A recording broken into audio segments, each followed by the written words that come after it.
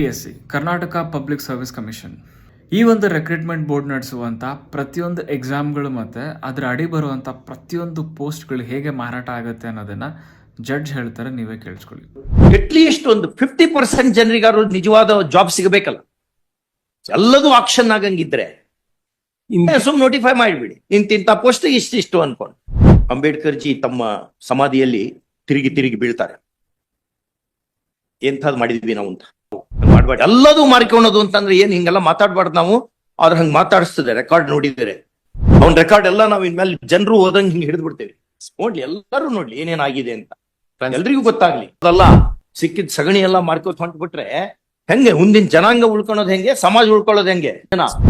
ಪ್ರತಿ ವರ್ಷ ನಮ್ ದೇಶದಿಂದ ಹೊರಗಡೆ ಹೋಗುವಂತವರ ಸಂಖ್ಯೆ 6 ಲಕ್ಷ. ಇಲ್ಲಿಗೆ ಬಿಡಲ್ಲ ನಾವು. ಇದು we will take it to its logical end.